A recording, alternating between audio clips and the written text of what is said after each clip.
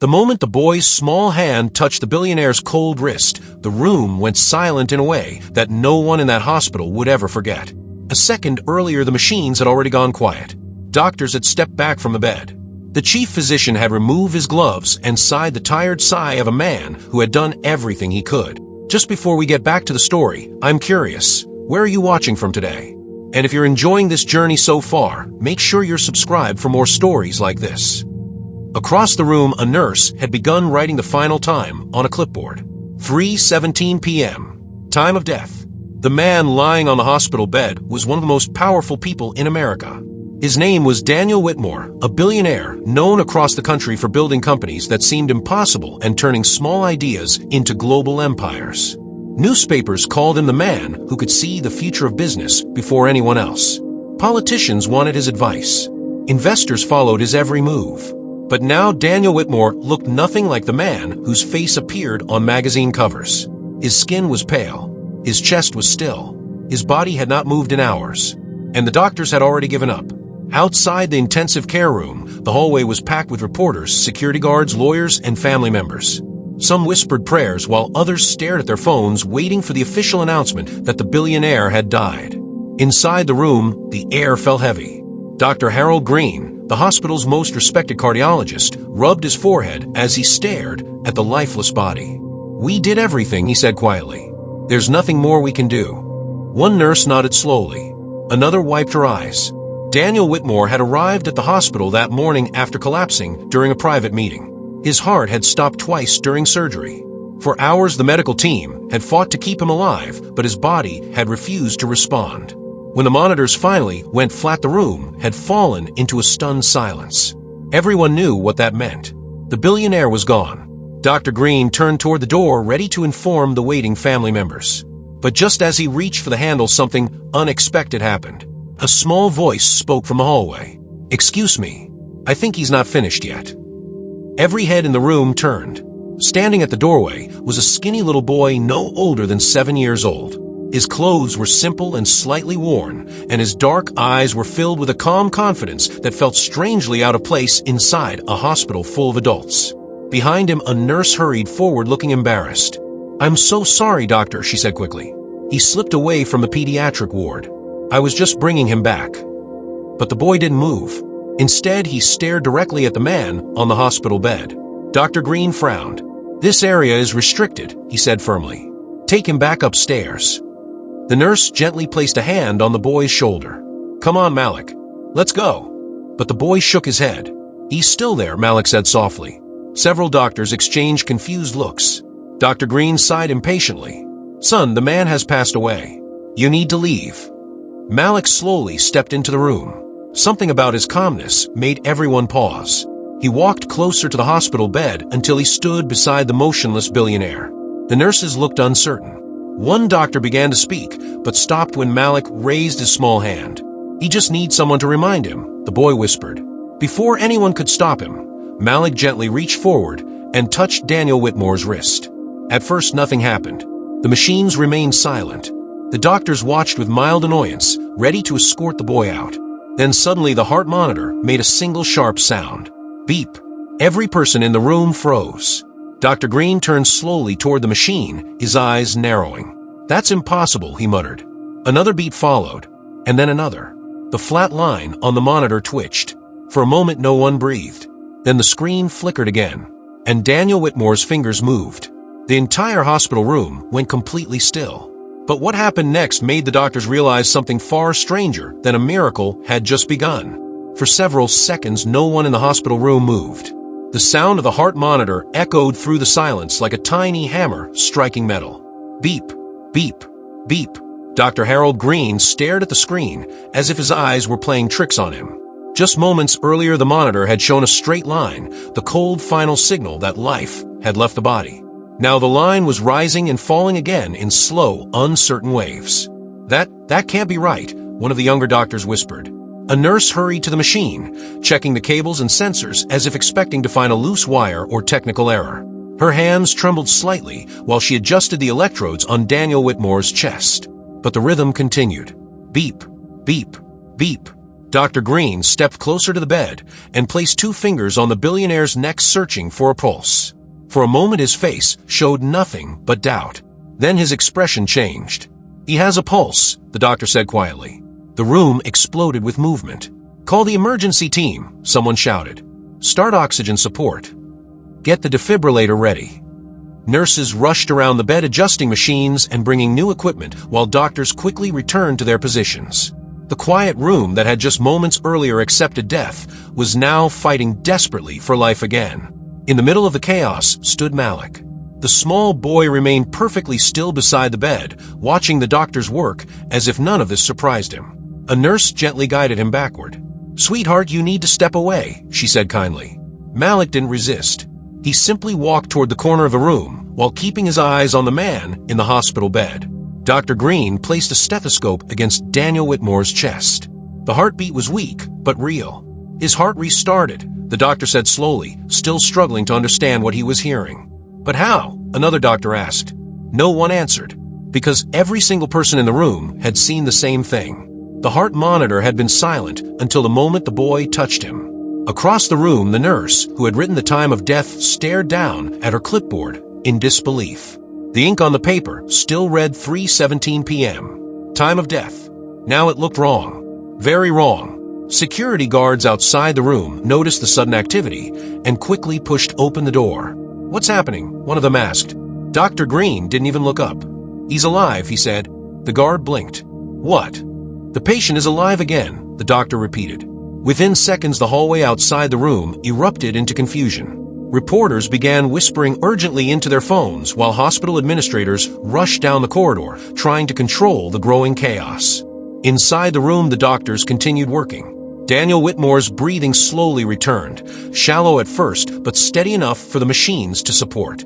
Yet even as relief spread across the medical team, Dr. Green couldn't stop glancing toward the small boy in the corner.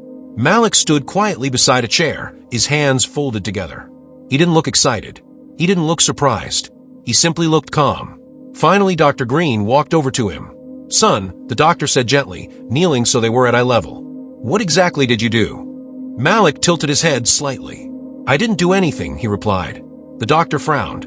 "But you touched him," and his heart started again. Malik looked past the doctor toward the hospital bed, where the billionaire now lay connected to several machines that were slowly stabilizing his body. "He was trying to come back," Malik said softly. The doctor waited for more explanation, but none came. "What do you mean he was trying?" Dr. Green asked. Malik looked back at him. "Because he wasn't alone," the boy answered. The doctor stared at him in confusion. "Who wasn't alone?" Malik hesitated for a moment. Then he pointed gently toward the unconscious billionaire. "Him." Dr. Green followed the direction of the boy's finger. Daniel Whitmore remained unconscious, his chest rising slowly under the hospital blanket. Everything about the moment felt strange. The billionaire had been declared dead. Now he was alive again. And the only person who didn't seem shocked by this was a quiet 7-year-old boy who claimed the man had not been alone. But before Dr. Green could ask another question, something happened that made the entire room tense again. Daniel Whitmore suddenly gasped. His body jerked slightly against the bed, and his eyes slowly opened. What he said in the next few seconds made every doctor in the room feel a chill run down their spine. Daniel Whitmore's eyes opened slowly, as if the world around him was too heavy to face all at once. The machines beside his bed began to react immediately. Numbers on the monitor shifted, and the steady rhythm of the heart monitor grew slightly stronger. Nurses leaned closer while doctors watched carefully for any sign of distress. Dr. Green stepped forward quickly. "Mr. Whitmore, can you hear me?" he asked in a calm, professional voice. For a moment, the billionaire didn't respond. His eyes moved weakly around the room, as though he were searching for something he could not quite see. Then his lips moved. The words that came out were barely louder than a whisper. "The boy." Every person in the room looked at Malik. The small boy was still standing quietly near the wall. Dr. Green leaned closer to the patient. "Which boy?" the doctor asked. Daniel Whitmore's breathing grew uneven. His eyes slowly shifted across the room until they stopped on Malik. "Him." His weak hand trembled slightly as he lifted a finger and pointed toward the child. "That one." The doctors exchanged uneasy glances. It was impossible. Daniel Whitmore had been unconscious during the entire event. He could not have known that Malik had touched him. Yet somehow the first thing he said after returning from death was about the boy. Malik didn't look afraid. Instead, he walked slowly toward the bed until he stood beside it again. A nurse looked uncertain, but Dr. Green quietly raised his hand, signaling for her to wait. Daniel Whitmore stared at the boy with wide, confused eyes. You were there," he whispered. Malik nodded gently. "Yes," the boy said. The billionaire swallowed hard, his throat dry. "No one else believed me," Daniel continued weakly. "They said I was gone." Dr. Green frowned. "Mr. Whitmore, you were clinically dead for several minutes," he said carefully. "Your heart had stopped." Daniel's eyes slowly moved away from the doctor and returned to Malik. "But I wasn't alone," he said. Those exact words made Dr. Green's heart skip. They were the same words the boy had used earlier. The doctor felt a strange chill spread across his arms. "What do you remember?" he asked quietly. Daniel Whitmore closed his eyes for a moment, as if replaying something in his mind. "It was dark," he said slowly. "Not scary, just quiet, like floating in deep water."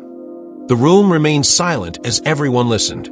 "I thought that was it," Daniel continued. "I thought everything was over." His voice trembled slightly. "But then I heard someone." Malik remained still. Dr. Green leaned closer. "Who did you hear?" Daniel opened his eyes again. "A boy," he said. Several nurses exchanged startled looks.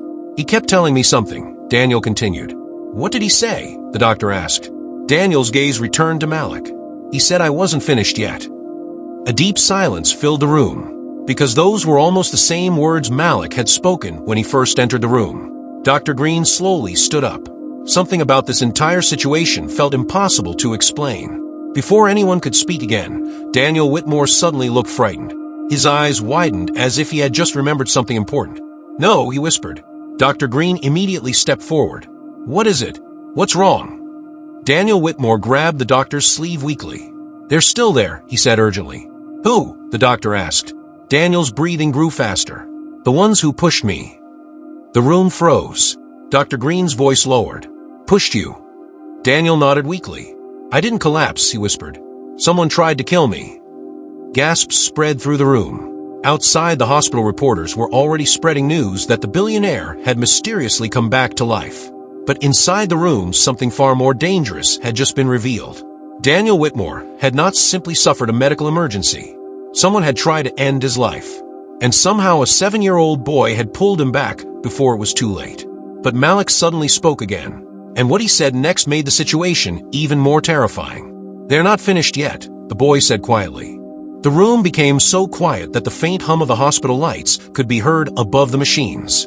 Every doctor and nurse slowly turned toward Malik. The boy stood beside the hospital bed with the same calm expression he had worn since the moment he walked into the room. He didn't look frightened or confused like most children would in a place full of rushing doctors and medical equipment. He simply looked certain. Dr. Green straightened his back and studied the boy carefully. "What do you mean they're not finished yet?" he asked. Malik didn't answer immediately. His eyes moved toward Daniel Whitmore, who was now breathing faster as if the memories in his mind were becoming clearer. "They don't want him to wake up," Malik said softly. A nurse shook her head nervously. "That's enough," she murmured. "He's just a child." But Daniel Whitmore suddenly gripped the edge of the hospital blanket. "He's right," the billionaire whispered. Everyone looked at him. "You remember something?" Dr. Green asked quickly. Daniel nodded slowly. His face showed the effort of someone trying to pull pieces of a broken memory back together. "I was in the conference room," he said quietly. "We were discussing a new investment deal. My assistant brought me coffee." He paused as if replaying the moment. "I drank it, and a few minutes later, I felt dizzy." Dr. Green crossed his arms thoughtfully. "You believe the coffee was poisoned?" Daniel's eyes filled with a dark understanding. "I'm certain of it." A wave of uneasy murmurs passed through the room. Daniel Whitmore was not just a wealthy man. He was a man with powerful enemies. His companies controlled billions of dollars and influenced industries across the world. Many people had reasons to want him gone. But poisoning him inside his own office building was something far more serious. One of the nurses quietly stepped toward the door. "I'm calling hospital security," she said. Dr. Green nodded. "Also notify the police." But before the nurse could leave, Malik spoke again. "They're already here." Everyone turned toward him. "What did you say?" Dr. Green asked. Malik looked toward the hallway outside the room. The person who did it, he said calmly. He came to make sure it worked. A cold tension spread across the room. One of the doctors walked quickly to the door and glanced out into the corridor. Reporters still crowded the hallway along with security guards and hospital staff moving back and forth. Nothing looked unusual. The doctor turned back. There's no one suspicious out there. Malik shook his head slowly. You're looking for the wrong person. Dr. Green frowned. What do you mean? The boy looked around the room for a moment as if studying every face. Then his eyes stopped on someone standing near the back wall. A tall man in a gray suit. He had arrived earlier with Daniel Whitmore's legal team and had remained quiet the entire time, watching everything unfold. Malik raised his finger and pointed. Him. Every head turned instantly. The man in the gray suit stiffened. For a brief moment his face showed pure shock before he forced a calm smile. That's ridiculous, he said quickly. I'm Mr. Whitmore's attorney. Dr. Green looked uncertain, but Daniel Whitmore's expression suddenly changed. His eyes widened. That's not my attorney, the billionaire whispered. The entire room erupted with alarm. Security guards rushed forward. Sir, we need you to come with us, one guard said firmly. But the man in the gray suit suddenly shoved the nearest nurse aside and bolted toward the door. Stop him, someone shouted. Chaos exploded in the hallway as guards chased the fleeing man through the crowd of reporters. Inside the hospital room, the staff stood frozen in disbelief. Dr. Green slowly turned back toward Malik. How did you know? He asked. Malik looked down at his hands quietly. He was the one standing behind Mr. Whitmore when it happened, the boy said. Dr. Green frowned. But you weren't there. Malik looked up again. Yes, he said softly. I was. The doctor stared at him in confusion. But Daniel Whitmore suddenly spoke again, his voice shaking. No, the billionaire whispered. That's not possible. Everyone looked at him. Why? Dr. Green asked. Daniel Whitmore swallowed slowly. Because the boy I saw when my heart stopped wasn't in the hospital. He turned his head slowly toward Malik. He was standing somewhere else.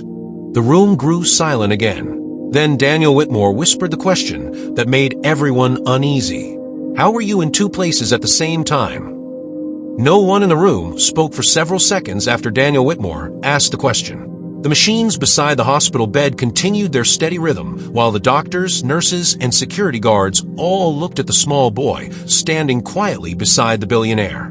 Malik did not seem nervous. He simply looked thoughtful, like a child trying to explain something very simple to adults who were making it far more complicated than it needed to be. Dr. Green cleared his throat. Mr. Whitmore, you've been through a serious medical event, he said carefully. Sometimes when the brain is deprived of oxygen, people experience very vivid visions or dreams. But Daniel Whitmore slowly shook his head. No, he whispered firmly. That wasn't a dream. The billionaire turned his head toward Malik again. You told me something, he said. Malik nodded slightly. Yes. You said I still had work to do, Daniel continued. Malik remained silent, but his expression confirmed the memory. Dr. Green crossed his arms, clearly puzzled. Son, the doctor said gently, before today, had you ever met Mr. Whitmore? Malik shook his head. No. Have you ever seen him before? Malik shrugged a little. Only on television sometimes. That answer made sense. Daniel Whitmore appeared on business news channels often enough that even children might recognize his face. Still, something about the situation felt strange. Dr. Green knelt down again, so he was eye level with the boy. When you touched him, the doctor asked slowly, what made you believe he wasn't gone? Malik looked toward the hospital bed. He was trying to come back, the boy said. But how did you know that? Dr. Green pressed. Malik hesitated. For the first time, he seemed slightly unsure how to explain his answer. Sometimes I can hear people when they're very quiet, he said. A few nurses exchanged curious looks. What do you mean by quiet? The doctor asked. When people are sleeping very deeply, Malik said softly. Or when they're lost and don't know where to go. Dr. Green studied the boy carefully. Children often said unusual things, but there was no confusion in Malik's voice. He spoke calmly and clearly. Has that happened before? The doctor asked. Malik nodded. A few times. Daniel Whitmore watched the boy closely. You helped me find my way back, the billionaire said quietly. Malik shrugged again. You weren't ready to leave, he said. The room fell silent. Before anyone could continue the conversation, the door suddenly opened, and two hospital security officers rushed inside, followed by a police officer. Dr. Green, one of the guards said, slightly out of breath. The man in the gray suit has been detained. A ripple of tension moved through the room. Did he say anything? The doctor asked. The officer nodded. He tried to claim he was just a visitor, but we found something in his jacket pocket. What was it? Daniel Whitmore asked weakly. The officer held up a small plastic evidence bag. Inside was a tiny glass vial filled with a clear liquid. We believe this is the substance that was used to poison your drink, the officer said. Gasps spread across the room. Daniel Whitmore stared at the vial with dark understanding. That's exactly what it looked like, he whispered. Dr. Green's voice turned serious. You'll need to send that to the lab immediately. The officer nodded, but then he looked down at Malik. And this young man, the officer said, may have just helped us stop a murder attempt. Malik shifted uncomfortably. He didn't seem interested in praise. Instead, he looked back toward Daniel Whitmore. You should rest now, the boy said quietly. Dr. Green nodded. He's right. Mr. Whitmore needs time to recover. But as the medical team began adjusting the machines and preparing the billionaire for observation, Daniel Whitmore continued watching Malik. There was still something he didn't understand. Malik, he said softly. The boy looked back. When I was wherever I was, Daniel continued, there was someone else there before you spoke. Malik's face became serious. Yes. Daniel felt a chill run through him. Who was it? For a moment Malik didn't answer. Then he spoke very quietly. Someone who used to know you. Daniel Whitmore's heart monitor suddenly quickened, because the boy's words stirred a memory he had buried many years ago. A memory of someone he had ignored when they needed him the most. But before Daniel Whitmore could ask another question, Malik said something that made the billionaire's blood run cold. He said he's been waiting for you to remember him.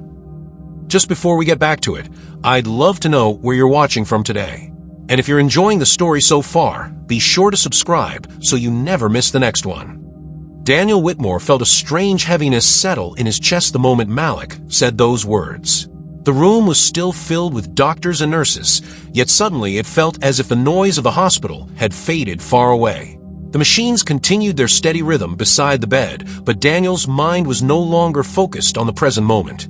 Someone who used to know you. The words echoed in his thoughts. Dr. Green noticed the change in the billionaire's face immediately. Mr. Whitmore, you need to stay calm, he said gently. Your body has been through a serious shock.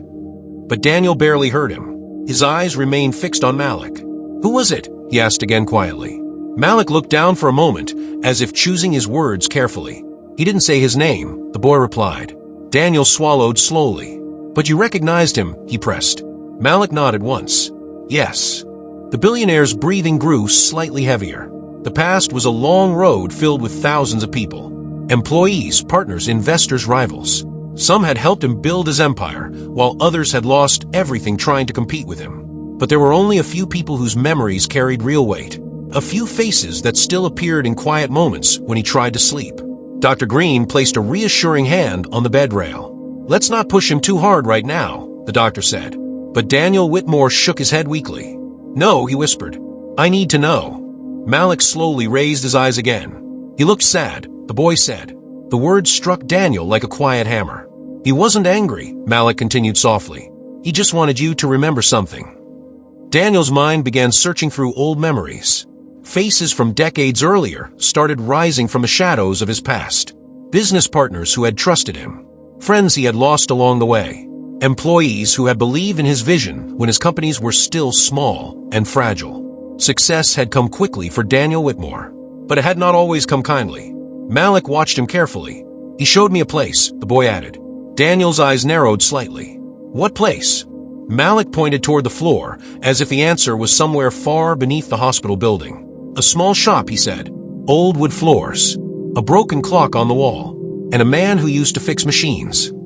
The moment those words left the boy's mouth, Daniel Whitmore's entire body tensed, because the description was painfully familiar. Dr. Green noticed the reaction. Do you know that place? He asked. Daniel nodded slowly. Yes, he whispered. The memory came rushing back. More than 25 years earlier, when Daniel was still a young man with nothing but ideas and ambition, there had been a small repair shop on the edge of town. The owner was a quiet man named Robert Ellis. Robert had been the first person to believe in Daniel's early invention. When banks refused to lend him money and investors laughed at his plans, Robert had sold half his own shop to help Daniel start his first company. Without that help, the Whitmore empire would never have existed. But success had changed everything. When the company began growing quickly, Daniel's new investors had pushed him to cut ties with smaller partners who might slow down the business. They convinced him that Robert Ellis no longer belonged in the future they were building. Daniel had agreed. The contract had been rewritten. Robert lost his share of the company. Within 2 years, the little repair shop had closed. Daniel Whitmore had not spoken to him again. The billionaire stared at Malik with growing unease. "Robert," he whispered to himself. Malik tilted his head slightly. "Yes," the boy said. The room fell silent again. Dr. Green looked confused. "You're saying this man appeared while you were unconscious?" the doctor asked Daniel. Daniel nodded slowly. "He was standing in that shop," he said, "looking exactly the way he did the last time I saw him." "And what did he say?" the doctor asked. Daniel hesitated. His eyes darkened. He said success doesn't erase forgotten debts. A chill spread through the room. Malik spoke softly again. He said, "You still have time to fix what was broken." Daniel Whitmore stared at the ceiling for a long moment.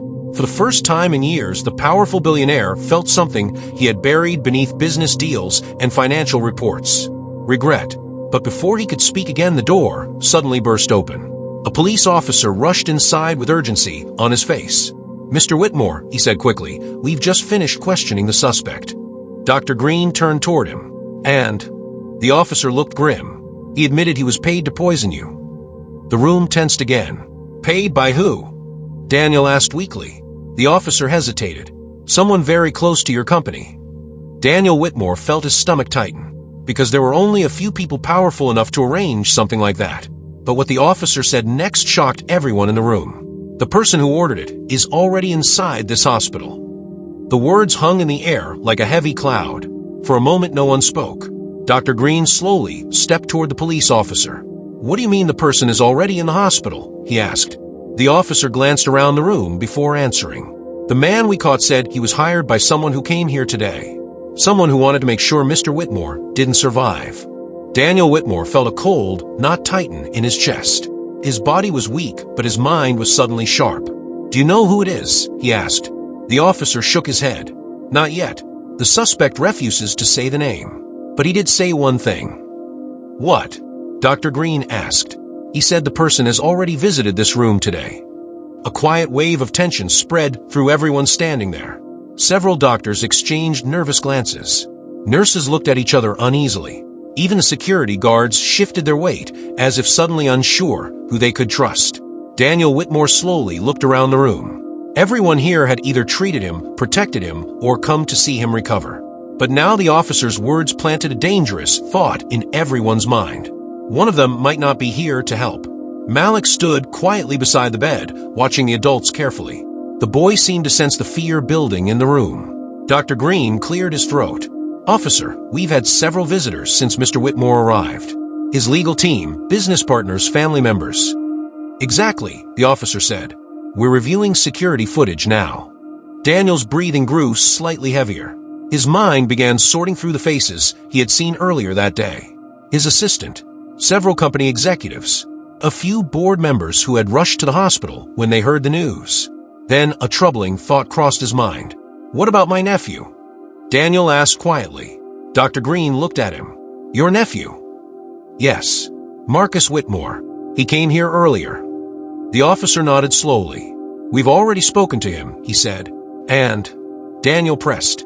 "He said he came to check on you and left shortly afterward." Daniel frowned. Marcus has always been impatient, but he wouldn't. Before he could finish, Malik spoke. "He's the one." Every head in the room turned toward the boy. Dr. Green frowned gently. "Malik, we can't make accusations like that." But the boy looked directly at Daniel Whitmore. "He's the one who was standing behind you," Malik said quietly. Daniel felt his heart skip. "What do you mean?" he asked. Malik's voice remained calm. "When you were in that room earlier today drinking the coffee," he said, "the man who put the bottle in the cup was him." The officer raised an eyebrow. "Son, how could you possibly know that?" Malik hesitated. "I saw it." "But you weren't there," the officer said. The boy looked down at the floor for a moment before answering. "No, but he showed it to me." Daniel Whitmore felt a shiver move through his body. "Robert," he asked quietly. Malik nodded. "He wanted you to know the truth." The police officer immediately reached for his radio. "We need to find Marcus Whitmore," he said quickly. A security guard hurried out of the room to alert the team searching the building. Inside the hospital room, Daniel Whitmore stared at the ceiling with growing disbelief. Marcus, his own nephew, the boy he had helped raise after his brother passed away. The same young man he had recently placed in charge of several company departments. Dr. Green noticed the pain in Daniel's eyes. "I'm sorry," he said softly. Daniel shook his head slowly. "I gave him everything," he whispered. Malik watched him quietly. "Sometimes people think money means everything belongs to them," the boy said. Daniel closed his eyes for a moment. Before anyone could continue the conversation, the police officer's radio suddenly crackled to life. A voice shouted urgently through the speaker. "We've got a problem." The officer grabbed the radio. "What is it?" The voice answered quickly. "Marcus Whitmore just left the building 10 minutes ago, and security says he wasn't alone." The officer's face tightened. "Who was with him?" There was a short pause on the radio. Then the answer came. "Someone from inside that room." The police officer lowered the radio slowly as the room filled with stunned silence. Someone from inside that room. Every person standing there suddenly became very aware of everyone else. Doctors looked at nurses. Nurses looked at security guards. The tension grew thick enough to feel. Dr. Green spoke first. "That's impossible," he said. "Everyone here has been working non-stop." The officer frowned. "Maybe not everyone." Daniel Whitmore slowly lifted his head from the pillow, his eyes moving carefully across the room. He saw Dr. Green, the cardiologist who had fought to restart his heart. Several nurses adjusting the machines. 2 security officers standing near the door. The police officer beside them. And Malik, the quiet boy who had somehow brought him back. Daniel's mind struggled to keep up with everything happening. "My nephew wouldn't have acted alone," he whispered. The officer nodded. "Most likely not. Poisoning someone that powerful requires planning." One of the nurses suddenly gasped. Everyone turned toward her. "What is it?" Dr. Green asked. Her hands trembled slightly as she pointed toward the heart monitor. "The readings," she said. The room fell silent again as the doctors stepped closer to the machine. The heartbeat that had been stabilizing just moments ago suddenly became irregular. Beep, beep, beep, beep. Dr. Green's expression tightened. "That's not good." He quickly checked the 4-line running into Daniel's arm. "Something is affecting his heart again," he said. The police officer stepped closer. "Another poison." Dr. Green didn't answer immediately. His eyes moved along the 4-tube, following it toward the hanging medical bag above the bed. And then his face went pale. "Who changed this for bag?" he demanded. The nurses exchanged confused looks. "No one of them said quickly. "We haven't replaced it since the last one was connected." Dr. Green pointed at the label on the bag. "This is the wrong medication." The words sent a wave of panic through the room. The officer stepped forward. "Are you saying someone switched it?" Dr. Green nodded sharply. "And if this continues flowing into his bloodstream," he said, "his heart could stop again within minutes." The room exploded into motion. "Clamp the line," a nurse shouted.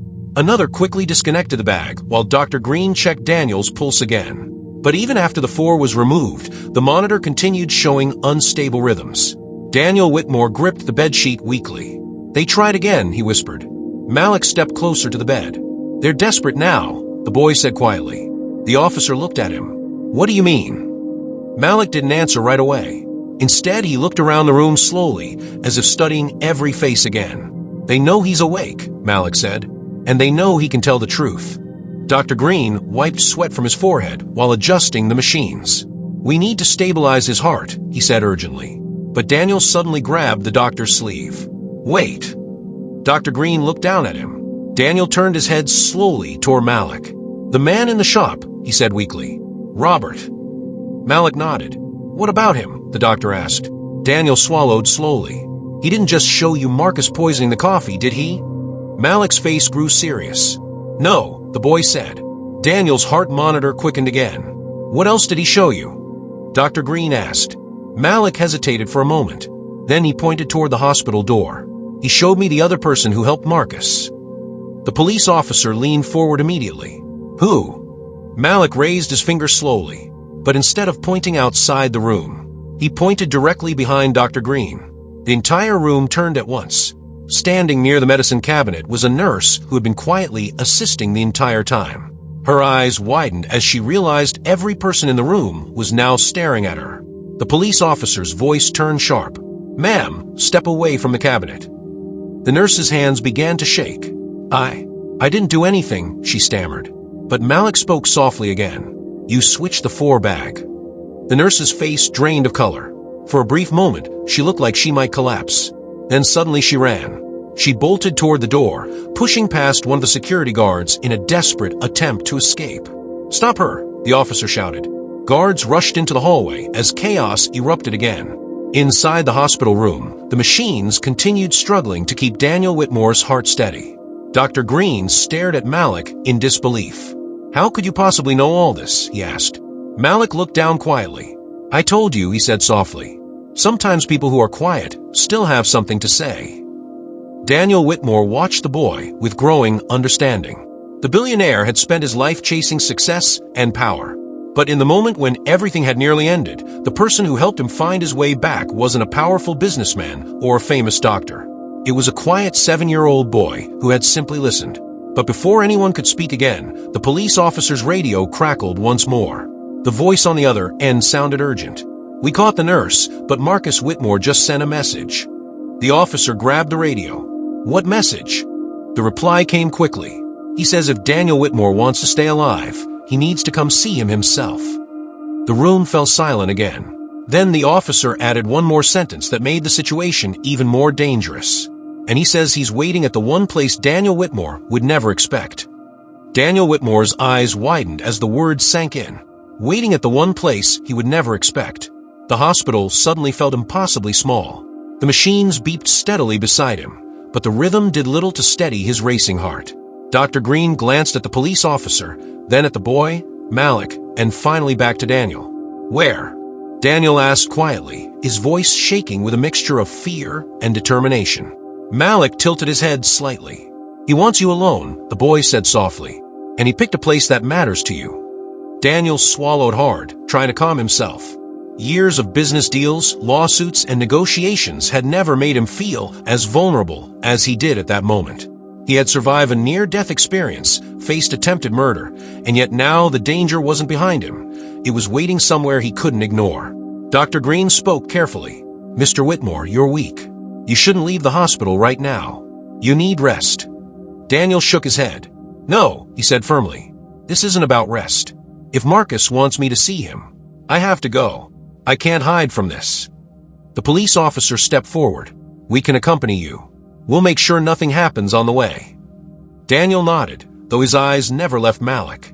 "And the boy?" he asked. I want him to come." Malik hesitated, then nodded slowly. "I'll go," he said, "but you have to promise to listen, and to remember what I've shown you." Daniel felt a surge of gratitude toward the small boy. Malik had somehow guided him back from death, seen through deception, and warned him about enemies in ways that defied explanation. Minutes later, the team quietly prepared to leave the hospital. Daniel Whitmore leaned weakly on Malik's small shoulder as they moved toward the exit. The police and security guards flanked them, checking every corner for anyone suspicious. Outside, the sun was starting to dip below the horizon. Shadows stretched across the parking lot. Daniel's mind raced. He replayed the day over and over in his head. The poisoning, the sudden return to life, Malik's warnings, the revelation about Marcus, and the nurse who had switched the 4. Everything was connected, and yet the pieces didn't make complete sense. Malik kept walking steadily beside him, calm and quiet as ever. Daniel realized something profound. The boy wasn't just leading him toward danger. He was guiding him through it, making him face truths he had long ignored. "Where is it?" Daniel asked finally, his voice low. Malik stopped. He pointed toward a stretch of empty streets beyond the city. "There," he said, "the place you thought you left behind long ago. The place only you know." Daniel Whitmore frowned. Memories stirred, half-forgotten faces, a quiet shop, the smell of old wood, the sound of machines ticking. It was Robert Ellis's repair shop, the place that had shaped the man he had become, and the place he had walked away from when he chased power. His stomach tightened. The realization hit him. Marcus wasn't just waiting to confront him about the poisoning. He was luring him to confront the past he had tried to bury. The police officer stepped closer. "We need a plan," he said. "We don't know what Marcus is capable of." Daniel shook his head. No plan. This is personal. I need to see him myself. Malik, are you ready? Malik nodded silently. The group moved toward the car, the streets quiet except for the distant hum of traffic. Each step Daniel took felt heavier than the last, as if the city itself were holding its breath. Inside his mind, a warning whispered. The danger was not only outside, but inside him too. The mistakes, the regrets, the broken relationships that had brought him here. And as the car drove into the shadows of the evening, Daniel Whitmore realized one terrifying truth. Marcus Whitmore was not coming to talk. He was coming to demand something that Daniel might not be able to give. And Malik's next words made Daniel's blood run cold. He's been waiting for this moment for a very long time. For a brief moment, even the strongest man in America felt powerless. Because sometimes the most dangerous battles are not fought with money or power. They are fought with guilt, secrets, and the ghosts of choices made long ago. And as the city lights faded behind them, Daniel Whitmore understood that the confrontation awaiting him would change everything. Malik's small hand tightened slightly on his arm. Are you ready to remember everything? Daniel Whitmore swallowed hard. I have to be. The car disappeared into the night, carrying with it a billionaire who had cheated death once, and a boy who had seen truths no one else could. But in the shadows ahead, Marcus Whitmore waited, and the storm Daniel had avoided for years was finally coming. The repair shop sat at the edge of town, quiet and unassuming, its wooden sign creaking slightly in the evening wind. To anyone passing by, it was just an old building, faded paint and broken windows, seemingly forgotten by time. But to Daniel Whitmore, every plank, every nail, every smell carried decades of memories he had tried to bury under the weight of wealth and ambition. The car pulled up slowly. Malik stayed close beside him, calm as ever, guiding Daniel toward the door. Daniel's chest felt tight. This was the place where it all began, and the place where it might all end. Every instinct told him to turn around, but he knew he couldn't. Marcus was waiting, and he had to face him. Daniel's hand trembled slightly as he pushed the door open. Inside, the shop smelled of oil and wood polish, familiar and strange at the same time. Shadows stretched across the old workbenches, and the faint light of a single hanging bulb illuminated the center of the room. Marcus Whitmore stood there tall, composed, and undeniably tense. His expression was unreadable, but his eyes burned with a mixture of anger and something else Daniel couldn't place. Disappointment, maybe, or long-held resentment. Daniel, Marcus said quietly, but each syllable carried weight. I've been waiting for you. Daniel swallowed, his throat dry. Marcus, I didn't think. You didn't think. Marcus interrupted, stepping forward. You built an empire while people around you suffered. You forgot the ones who trusted you, who helped you when you had nothing. Daniel's eyes fell to the floor. He knew Marcus was right. He had been so focused on success, on building wealth and influence, that he had ignored loyalty and compassion. The choices he thought were minor, the decisions about Robert Ellis, the employees he had dismissed, the deals he had pushed through without care, had all left a trail of hurt. Malik stepped forward, his small voice calm but firm. Daniel, he's not just angry. He wants you to understand what you've done, and he wants you to fix it.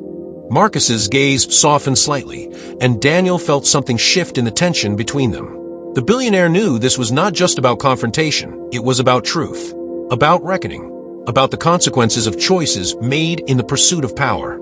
Daniel took a deep breath. Marcus, I've been blind, he said quietly. I thought I was building a future, but I see now that I ignored what truly mattered. I'm sorry.